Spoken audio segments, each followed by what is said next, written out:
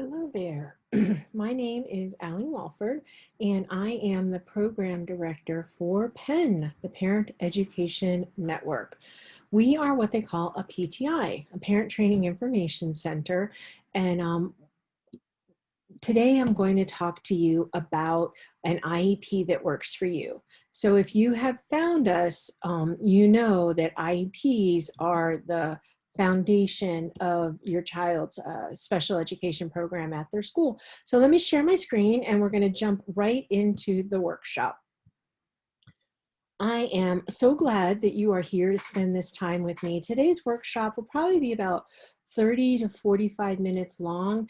There is a lot of information to unpack with IEPs. And I will share with you that my son is 20 years old now, and he had an IEP from first grade through 12th grade. And I wish I knew in first grade what I did when he graduated in 12th grade. So let's just jump right into it. Who are we? Who is Family Network on Disabilities? We are a nonprofit 501c3, and what that means is we receive our funding directly from the Federal Department of Education from the division called OSEP, Office of Special Education Programs. Because we are grant funded, we are able to bring all of our resources, support, information to you for no charge to your family. Why do we do that? We're a family-driven organization. 35 years ago, in 1985, a group of parents sat down together and said, you know, how can we advocate for our children? I think our voices together collectively will have much more of an impact than doing this individually in little silos. Shortly after, in one of the reauthorizations in IDEA, Individual with Disabilities Education Act, the PTIs were written in. So Penn is very proud to have been a PTI in Florida for as long as they have been in IDEA. We are not attorneys. We're not even advocates. We're not going to go sit inside your IEP meeting with you. But what we will do is we will do everything in our power to make sure that you fully understand the process, that you know how to advocate for and about your child, and that you have all the resources you need to be an equal participant at that table. And so we do that through providing information, resources, and support through our lived experience. Like I said before, this is a family-driven organization, and everybody in the organization, from our CEO directly to a part-time 8-hour-a-week parent trainer, has a child with a disability. So we have walked down this path, and we know when there are pebbles in the way, and we know when it is smoothed out well in a nice flat sidewalk. And we want to make sure that we use our lived experience to help other families have the best possible experience for their children. Family Network on Disabilities actually houses all three PTIs for Florida. So if you are living in one of those 10 counties south of Lake Okeechobee, you would reach out to my project, PEN, Parent Education Network. If you're in the middle part of the state, you'll reach out to PSN, Parent Support Network. And if you are in the northern part of the state, all the way over to the Panhandle, it would be POPIN, Parents of the Panhandle Information Network. In addition to the three PTIs, we have United Families for Children Mental Health. It's funded by SAMHSA, and the Family Star, which is a family-to-family grant from the Department of Health that helps support our medically fragile and complex children. All five grants work very closely together and with the State Department of Education. So all of the information that you are getting is the most current, up-to-date, and vetted information. So what are we going to talk about today? The Individualized Education Plan. There's a lot of parts to the IEP, but once we break them down, I am confident that you're going to have a much better understanding of how to be an active participant in that IEP meeting and to have the best possible outcomes for your child. So IDEA is one of those provisions in the IEP is a provision that's in the IDEA, the Individuals with Disabilities Education Act. And that governs, IDEA governs how states and public agencies, our school districts, are going to provide early intervention, uh, pre-K to 3. Well, actually, it's birth to 3. So Part C in IDA does our birth to 3 population, and 3 to 22 here in Florida is our Part B. If you do have a younger child, I would encourage you to look for our workshop called Beginning the Journey. Part 1 deals with Part C, that early intervention, and Part 2 deals with that transition of going from Part C to Part B.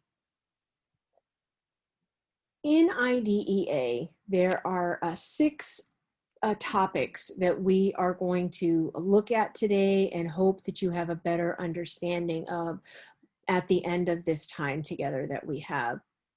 When we publish this to our Facebook page or our YouTube page, we definitely will put in some links for some support.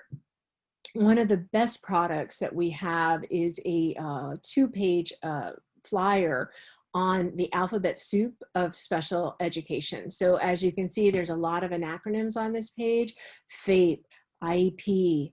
We've actually spelled out LRE, but least restrictive environment. So we're going to talk about what each one of these things are in the process of doing this workshop today. So think of this as our agenda for today's workshop. So what is an IEP? I typically don't read slides, but I think it's really important. I'm going to go ahead and read this one to you.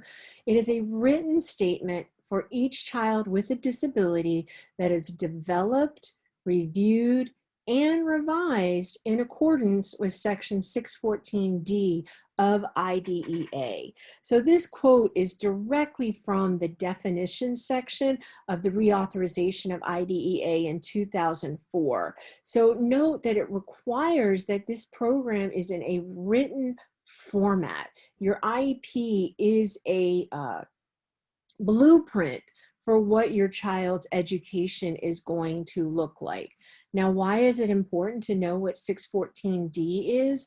Well, it's the procedural law part. It's the part that tells you exactly what your rights are as a parent in the special education system of advocating for your child to have the best possible education that they can.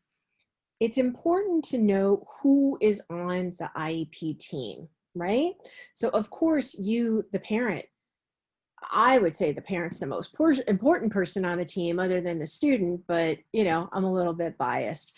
But on that team, you can expect to have an ESE teacher, your general education teacher. The LEA here stands for Local Education Authority. Typically, that's going to be an ESE specialist or a case manager. Each district has slightly different titles for that local education authority that's going to make sure that the services that the team agrees upon on the IEP are set up.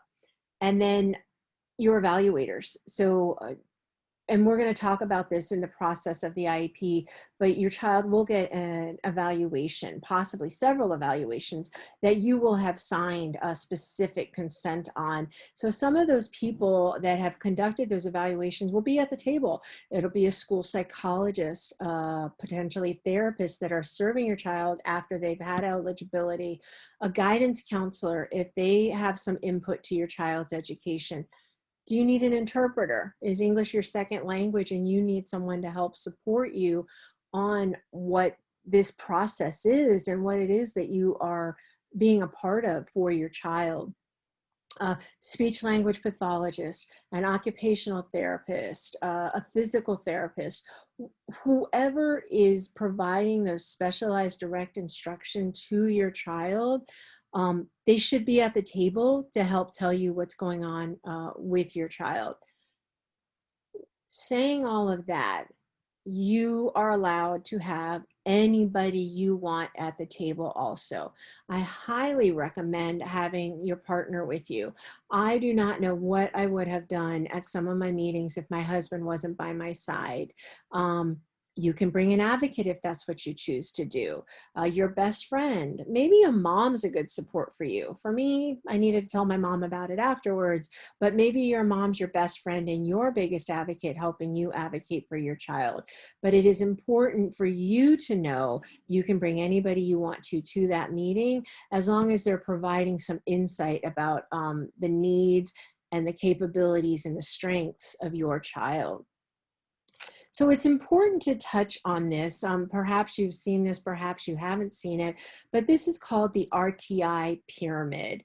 And you'll see it goes from all to some to few. It is very, very important to know that RTI is a general education program that's executed through what they call a multi-tiered systems of support. So all of our students are on tier 1. All students are on the same base, and hopefully a teacher will naturally be doing what they call differentiated instruction, making sure that that child has access to the curriculum as best as their learning style is. But sometimes our students need a little bit more intervention. And so they may have an RTI team convened to look at that child and may not be ready quite for an ESE evaluation, but are there additional interventions that can be provided to that child to help narrow those gaps of learning that they might have with their classmates? If that amount of intervention is not working, then they would get bumped up to tier 3. Often students that are bumped up to tier 3, you would concurrently do an ESE evaluation. And it's very important to note that your child can be receiving RTI interventions and a special education evaluation at the same time. Sometimes districts will say, no, we have to collect 6 weeks worth of data first. Well, you do, but sign that consent to evaluate, because that's 60 days. The school district has 60 days to conduct that evaluation, which leads us right into our next slide. Is what is the special education process? Well, it says right here, you've got your pre-referral, your referral, your identification, your eligibility, the development of the IEP, the implementation of the IEP, and then your evaluations and reviews. So the pre-referral could be that RTI, or it could be a parent-teacher meeting where your teacher says, you know, your child is just not quite on level developmentally or cognitively where their classmates are, or age appropriate, and maybe we should think about doing a referral. That referral is where you explicitly sign that consent to evaluate, and they look at the needs that your child may be having. It could be academic, it could be physical, it could also be emotional or mental a health condition that impacts your child in their educational environment. So after you've done the referral and you've signed the consent to evaluate, the team will come together and you'll have it, and you're identifying what you're evaluating. The team will come together for that eligibility meeting. The eligibility meeting, the team determines if they've made criteria. So there will be a lot of comments on our Facebook page for this particular workshop, because there's a lot of things to unpack with the IEP. Specific to the eligibility, the Department of Education here in Florida, on their Bs, or Bureau of Exceptional Education Student Services, there's a section that very explicitly talks about what those eligibility criteria are. So if you are disagreeing with your team when they say they haven't met criteria, then we can reach into those procedural safeguards, and we'll talk about that in a few minutes. But there's no surprises about what that eligibility criteria is. And you do want to make sure that your child is appropriately evaluated. And if it needs to be in their own language, you would disclose that, you know, we speak a language other than English at home. And perhaps that would be a better way to evaluate that child. Once the team has agreed that eligibility occurs, then you have the development of the IEP. And the rest of this workshop is going to talk about that development, the pieces of it, and the implementation of it, and your annual IEP meeting and review that you would have. So what goes into an IEP? There are 8 parts of the IEP that we are going to talk about at great length. And so this is kind of, again, our agenda within our agenda. And I'm going to jump in right now to present level of performance, and each slide forward is going to talk about all 8 of these pieces of the IEP. Present level of performance is so important.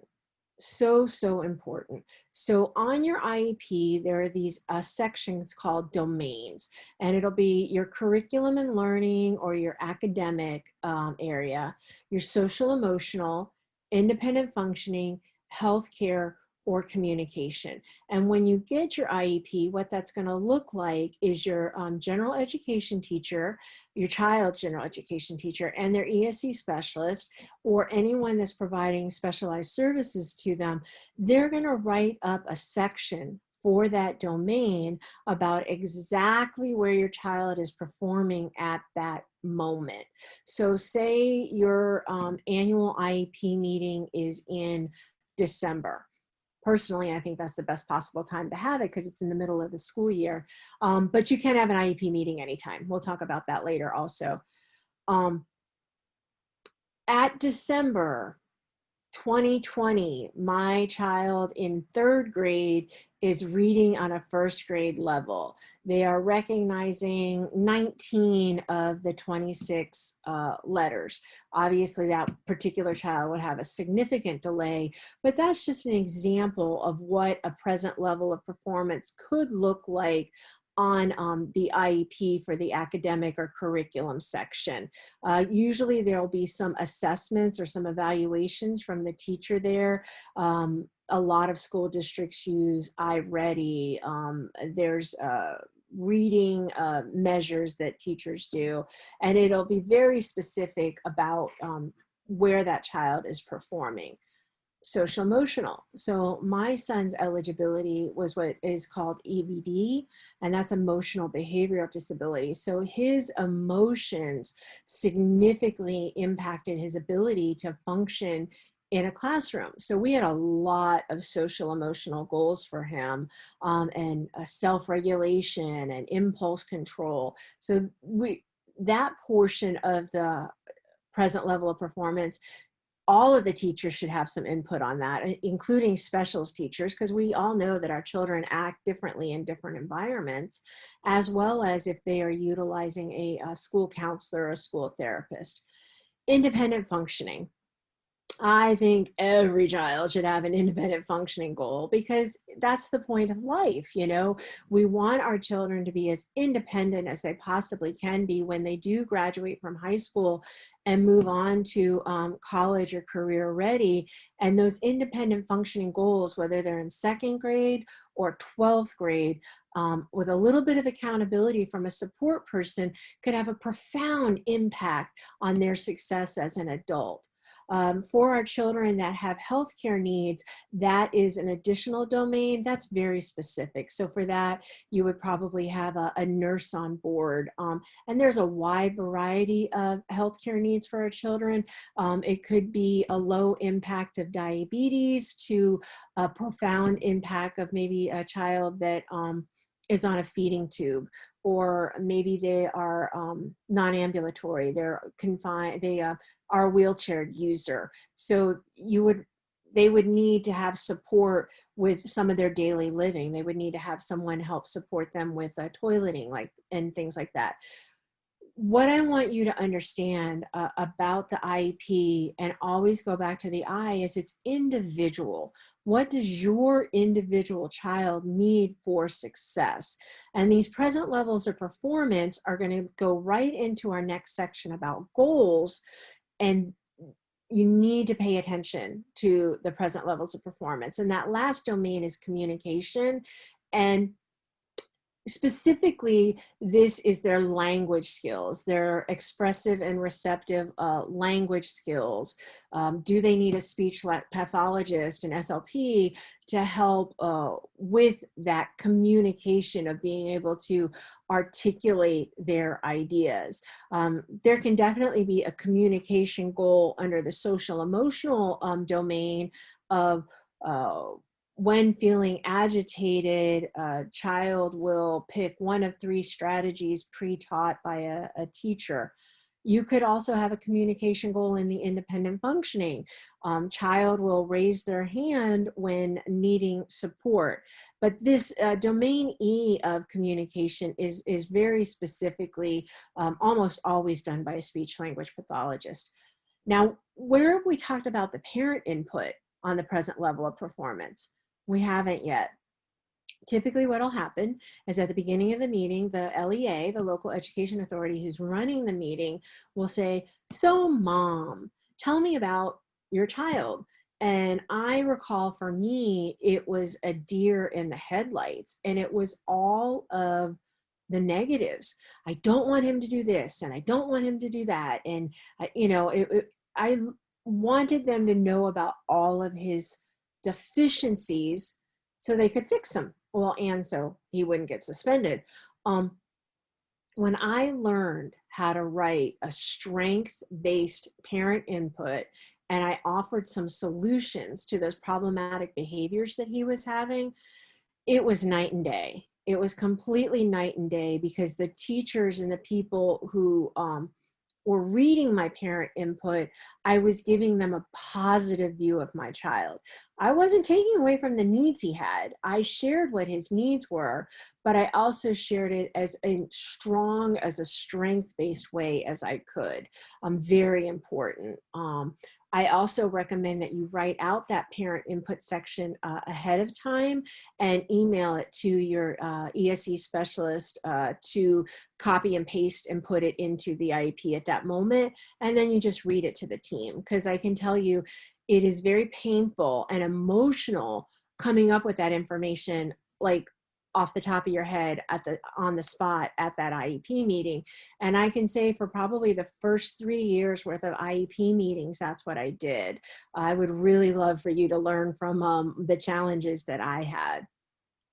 So remember, I said that present level of performance was going to lead us right into our goals. And SMART has been around for a long time. Perhaps you've seen this already, but the goals really need to follow the SMART formula: specific, measurable, attainable, realistic, and timely. So one of my really great examples that I give about specific was a lived experience again. My son would start his would sit in his seat and start his assignment within 3 minutes after instruction from the teacher. Well, that's not specific. That's 2 different goals. That's him sitting in his seat, and that's him starting his assignment. So which one are you going to measure?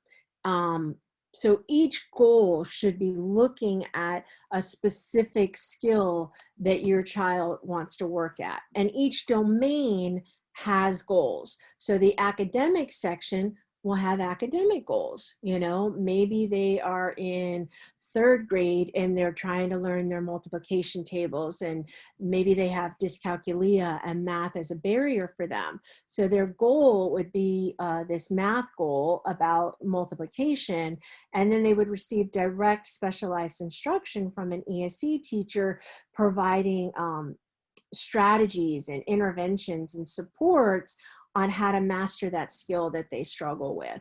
So it would be very measurable, like they will accomplish this. So maybe it is child will know the 2s, 5s, and 10s multiplication tables. And that's for all the goals. So whether it's academic or social emotional or independent functioning, even the health goal, maybe we're working on a feeding skill. Maybe a child, maybe in 2nd or 3rd grade, but they have some motor motor. I can't think of the word, but their brain is not attaching to their hand, like my brain's not attaching right now. Um, and they work on those hand motor skills for the eating or for the writing. That would be something that would fall under that health goal. Is it attainable? Is it, and also, is it a stretch? Just like an athlete, the child should stretch a little bit for their goal, but not so much that they're not going to achieve it. And that ties right into the realistic section. And then timely. Well, we've already shared with you that IEPs occur on an annual basis, and you'll look at those goals on that annual basis. And did your child not meet, or exceed the goals that they were working on? You can call an IEP meeting whenever you want to. If you feel that your child has a goal that they've mastered and they're doing really well at, and you want to go to the next step, convene the IEP team. Let them know, share your case with them, why you feel like that goal needs to change for that moment. So the explanation of progress.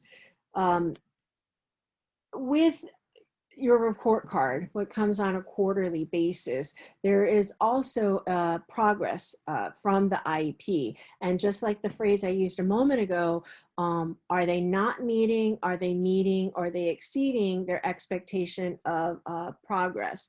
So you should never be surprised about where your child is at if you work on collaborative communication with your school. And your school should, very willingly be doing that with you. So are they on target where they need to be to meet their goals? If they're not, then is the IEP appropriate for them? Do they need additional supports and services? If they are getting 30 minutes twice a week for reading, but they're still 2 grade levels below their classmates, then you have a pretty strong case for increasing that specialized instruction for reading. You want to also make sure that the team is executing the IEP. So if your child does have specialized reading twice a week, are they getting that time with that highly qualified special education teacher to teach them those skills? In the IEP, it will lay out and talk to you what that specialized instruction is, what those related services are, and what those supplemental services are. So the specialized instruction, it typically in the back of the IEP, as we just talked about a minute ago, that will be the direct instruction that your child is receiving, whether it's in a small group, push in, pull out. If they're older, maybe it's a resource class, but it'll be very clearly defined what that specialized instruction they are getting that is helping them meet their goals that they do have on the IEP. Those related services are going to be, like my son, he had a counselor. His counseling was helping him navigate his big emotions that impacted him in his classroom. And then those supplemental services are the accommodations that you will agree upon with the team.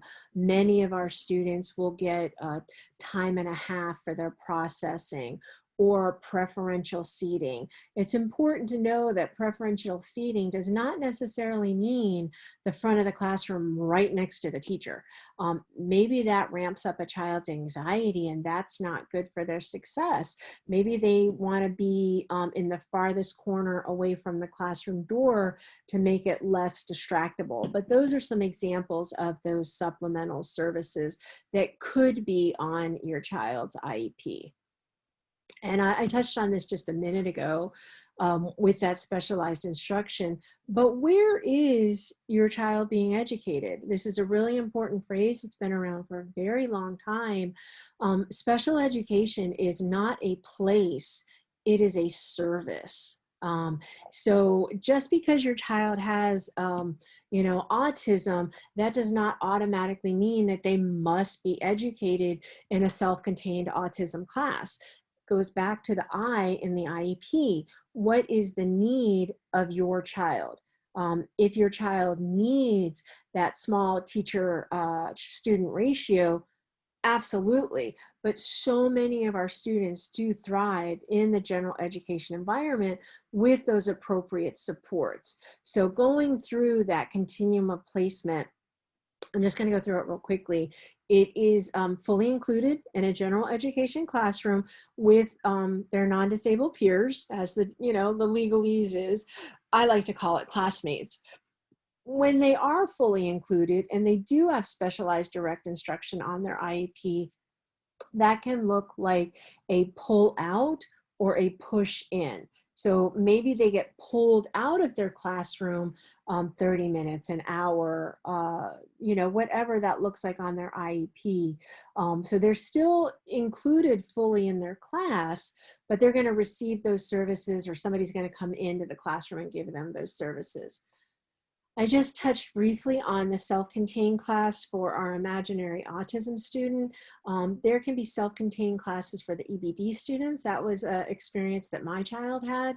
He was not, he didn't have the skills in first grade to be part of his general education class. And as a team, we came together and decided he needed to be in that self-contained class. And then there are also medical concerns. And that really kind of goes to our next step, is that alternative school, or some districts call it a center school. By the time my son was in third grade, we had realized that even that self-contained class was not serving him, and he needed to go to a school that was 100% ESE student. It's important that you know as the parent that they're not just going to move your child without telling you. You have to sign explicit parental consent for that change of placement. And that's the language that they would use. It would be a change of placement. Additional on the continuum of placement is your hospital or homebound. Perhaps we have a student that was in a really bad car accident and they're recovering in a rehabilitation center at a hospital. They can still receive a certain amount of education in between their therapies, and your school district would work with you what that remote learning would look like for your child. And in our most restrictive of circumstances would be the residential schools. So when your child is actually away from home and living in a residential setting, whether it is for emotional behavioral reason or a physical reason, maybe they are really profoundly medically complex and you're just not able to take care of that at home, they still have a right to what we call that free and appropriate public education, and that would be provided at that facility. Lot to think about, right? On the IEP, we had talked about this a little bit before, you have the accommodations and the modifications. So it's important to know that an accommodation is tools or resources that are going to help your child master the skills they have. The modifications is actually going to be a change to the curriculum. So for some of our students that have a profound cognitive delay, they may be on an access points curriculum, and that would be a significantly modified curriculum to help meet them at the cognitive level that they are at. There's a very small percentage of our students that actually have that modified curriculum, but almost all of our students, I would guarantee to say all of our IEP students, do have some level of accommodations to help them access their education as best for them. I think one of my favorite accommodations for my son was a simple reading strip. It was like the length of a 6-inch ruler that had an opening in the middle, and it was laminated, and it really helped him focus on his reading skills at one line at a time.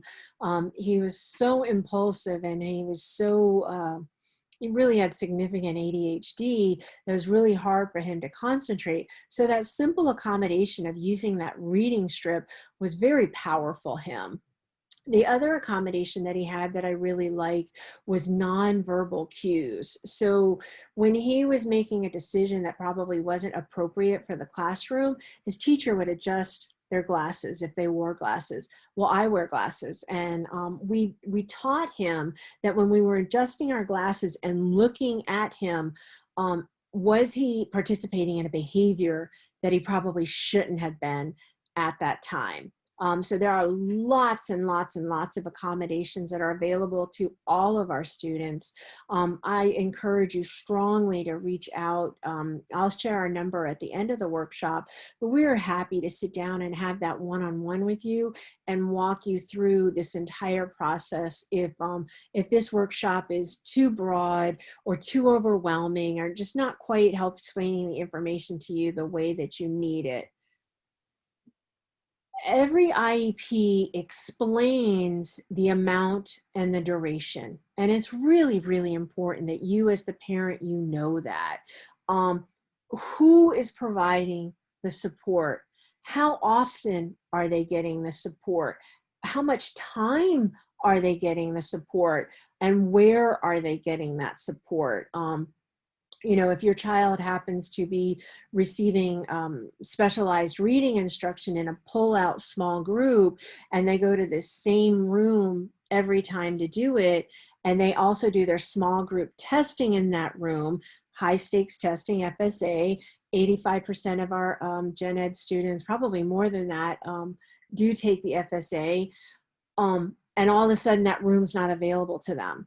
That could really impact some of our students. So really be engaged in knowing the different parts of this IEP for your child. Transition. When your child turns 14, that IEP is going to look a little bit different. When your child turns 14, and the transition planning really needs to start before they turn 14, it will say what is their post-secondary goals. What do they want to accomplish when they graduate high school, whether it's at 18 with their cohort or after 18 up to the age of 22 in Florida. That is very specifically spelled out on the IEP. Now, age of majority.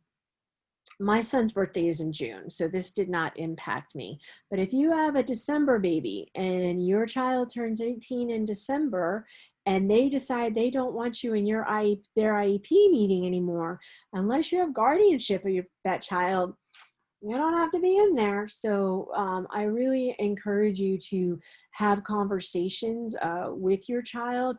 We want to work on that self-determination and those self-advocacy skills. But I think that even at 18, our children still need our support. In the transition IEP, I would be remiss if we didn't talk about deferment or extended transition. When your child turns 18, or no, I'm so sorry, when they've earned all of their high school graduation requirements, and since 2014, all of our students have access to a standard diploma, but with many different ways to get there. If they need additional time to continue mastering skills, you need to talk to your IEP team about those deferment options that are available in your county, and you have to consent to those. I will tell you, this is very, very, very, very important. Did I say it was very, very, very important? You need to consent to it. If you miss the deadline and you don't sign that you consent for deferment, your child will not have access to it. So you can always take it and not use it, but you can't go back to it if you do need it, if you've missed the deadline. So in January of what would be that graduating year, your team should come to you and tell you, hey, these are our options. You have a deadline to meet that by, and then you develop what that deferment plan is going to look like. One of the biggest questions I get when I talk to families about deferment is, can my child go to prom? Can my child go to graduation? Can my child go to grad night if you're here in Florida and Disney World? Well, I'm serving Florida, so grad night is a real thing for us. I am filming in August of 2020, so we are in a world of COVID. But the short answer to that is yes. The only difference is when your child does walk across the stage, just like their classmates, that blue or black envelope will be empty. And when the classmates go to return their cap and gown and get their diploma, the school district will hold your child's diploma. And then after they've exited the deferment program, whether they do it through completion to 22 or they leave at 19 and a half, then the district will hand over the diploma to your child. Factors that must be considered in the IEP are behaviors. What are some behaviors that may be impacting your child in the classroom? Has the team appropriately evaluated if their child is a blind or has a visual impairment, and then providing an education that's going to meet their needs? The same with the deaf or hard of hearing population that we have. Does your child need assistive technology to access their curriculum? Now, everyone's using assistive technology. Most school districts are one-to-one devices and teaching our children how to learn electronically. Right now in August 2020, many of the Penn counties are remote learning, or they have a hybrid of learning. That assistive technology is a very important part of the IEP. You can request to have a assistive technology evaluation done for your child through your ESE specialist. What are their communication needs? How does your child communicate? And are they an English language learner? Those are all things that the team may touch on. So for us, deaf and visually impaired, blind and visually impaired, deaf and hard of hearing, they weren't on the table at all. They just asked the question, does your child see okay? Does your child hear okay? And many school districts will provide a cursory sight and vision and hearing exams. He was fine for that, so we didn't need that. When he did get in high school, we did actually write in his cell phone as his assistive technology, because that's how he took some of his notes. He used his camera to take pictures of assignments on the board. He was in that cohort that wasn't quite fully integrated with like online platform learning that so many of our districts are doing now. But again, those special factors are a part of every single IEP meeting. Extended school year. We do have to look at each student if there's going to be a regression in the skills that they have gained. Does your child need to have that consistent education in order to stay at their level of mastery?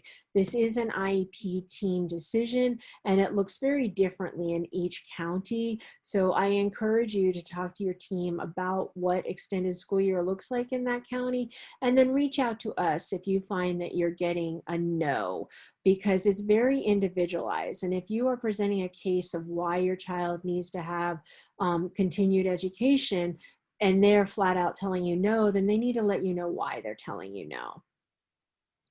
It's really, really important to remember that this is it's a process. It really is a process. Make sure you understand what the team is explaining to you. And if you don't understand, it is perfectly okay to stop the meeting and ask questions. And one of my favorite things that I used to do is I would say, you know what, guys, I am a visual person. I am a visual learner. You're telling me about a policy or a procedure. Can you please give that to me in writing so I can read it and I can process it? And often it was a best practice that they were doing that maybe wasn't necessarily a best practice. And the team was able to come to an understanding of how we were going to best meet my child's needs. There's some planning involved. You really need to stay on top and communication with your child's classroom teacher or teachers to make sure that you build the most effective IEP you can with your team. Writing, Writing, writing, writing. If you didn't write it down, it didn't happen. So as I shared a little while ago, our son was in a self-contained class and then a center school. So there, specifically with the center school, there was a drop-off procedure, and a lot of the communication happened in that car loop. Well, if it was a particularly important conversation, I would recap it in an email. You know, I would get home that night from work and I would say, oh, thank you so much for telling me about XYZ. This is the plan that I understand that we're going to do to make that happen. And did I understand this correctly? That's a very powerful statement, because when I said, do I understand this correctly? I knew I did. It really helped the person reading the email to not take things personally, and I wasn't being accusatory, and it really helped with that collaboration. And then monitoring, you just want to stay on track with it. Like we shared earlier, there is a progress report specific to the IEP given every quarter, and there really should not be any surprises to it. So how do you succeed in this? Like anything, you want to build relationships. So important. You know, your child is spending anywhere from 6 to 8 hours a day at school. You want to know all those other adults in your child's life, even if they're in high school. And I will tell you, when my guy up through his senior year, I had parent-teacher conferences every quarter, and in high school with all 8 teachers. And he didn't like it. And the teachers didn't like it. They thought it was a little helicoptery, but that was how I functioned and what I needed. If at all possible, please attend all meetings. If you get a prior written notice to attend an IEP meeting, do everything in your power to be there. And if that time slot really does not work for you, you have the right to tell the school, hey, this isn't really working for me. Here are 2 or 3 other alternative times. Can we please do it then? And now, again, I said we're filming in August of 2020, virtual. Prior to March of 2020, there were not a lot of virtual IEP meetings going on, and there weren't very many phone conference IEP meetings going on. But I can tell you, in the last 6 months, districts and families have gotten very creative, and we have shown that communication on that virtual platform can be just as effective as in person. Your signature only confirms your attendance at that meeting. If you disagree with some things that have happened, make sure to include that in your parent inputs part of the IEP. So if you recall, I said to write out your parent input ahead of time, email it to the team, read it out loud at the beginning of the IEP meeting. But if in the course of that meeting something hasn't gone in the direction that you would have liked, simply ask the facilitator, please open my parent input section and add this verbiage. You have the right for that. And, you know, keep your records organized. We do a workshop on teaching families actually how to do a virtual IEP binder. Google Suites, oh my gosh, so much better than the paper binder that I used to do. What to bring to an IEP. So I already shared with you earlier, bring a friend, bring a partner, bring a spouse. If you need it, bring an advocate. If you have private therapists, bring a private therapist. You want to have the current IEP so you can make sure that meaningful growth has occurred, and that the new IEP does not look like your old IEP, because that just would not be appropriate. I had to write my questions down. I get very forgetful, and I actually have pretty high anxiety. So if I didn't write my questions down, I would maybe forget to ask them. And a lot of times I would even pose my questions prior to the meeting with my parent input, so the team had time to think about it. Strategies that are working at home that you think might work well at school, that would be something really great to share with the team. Accommodations that you think are working. If you've had a private evaluation done in the interim and you wish to share those results with the team, that would be a good idea. One of the things that my child had when he was younger was a daily communication log. So I would bring that daily communication log with me. And I was old school. So of course the binder stayed with the teacher, but I would make a copy of it. I was lucky enough to have a printer at home, but I'd make a copy of it. And so if we got to the IEP meeting and it happened to have been very negative about his behaviors, because again, that was our area of need. Academics was not his deficiency. I would show them. I'm like, well, why didn't you tell me all along, that he was having these issues? And then that would create some rich conversation. Water. I always have a bottle of water with me, and it's a good way to pause too. If you're getting a little bit emotional in your IEP meeting and you need a little bit of break, you can take a sip of your water. I also used it as a reason to use the ladies' room. Maybe things were just getting to a place where I was getting really emotional and I didn't want to show that to them. I would excuse myself to go to the restroom. And when I got back, I had this great line that I finally developed about third or fourth grade. And I said, I know you guys aren't supposed to be talking about, the IEP and my son and the plans, but what awesome stuff did you come up with while I was gone? And it broke the ice, and maybe they were talking about something, and it also kept things collaborative.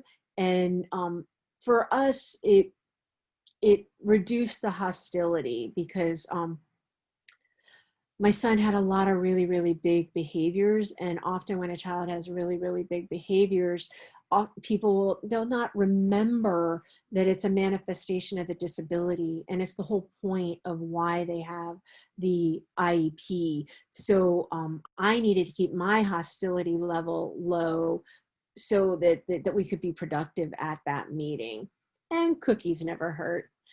Um, who are we? Right there in the center of the screen, you'll see that is Penn. We are those 10 counties that are south of Lake Okeechobee.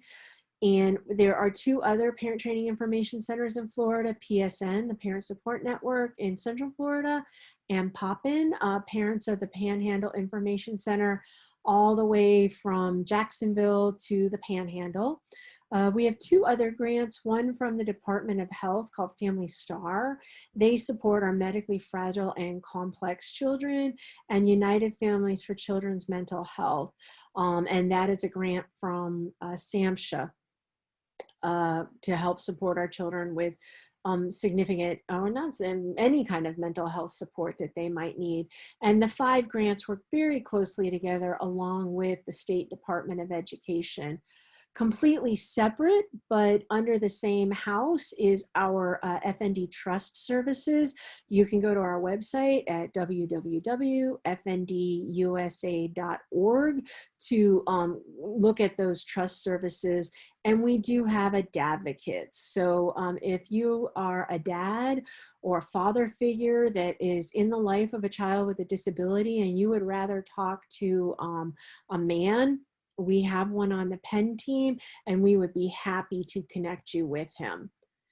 On our website that I had just shared, www.fndusa.org, it is vast. We have been managing this website for well over 20 years and updating it really monthly. And if you go to the resources section on the menu, you will see our ESE downloadable resources section. So much information there, so much information. We also have social stories. We also have a sound bank.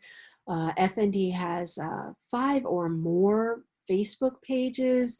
On the Penn page, we are posting in 3 different languages every single week. We have English, Spanish, and Creole. We have an Instagram account and a Twitter account. Lots and lots of ways to get information. One of the things I really love about our Facebook pages is the archive of webinars.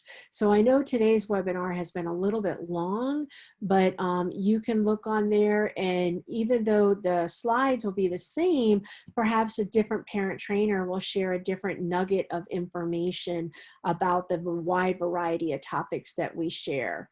On our Facebook page, when we post this there, hopefully we'll have a link to an evaluation. You can tell us how we did, if it was too long, if it was too short, what other information that you would like to hear about in specifically for this workshop on IEPs.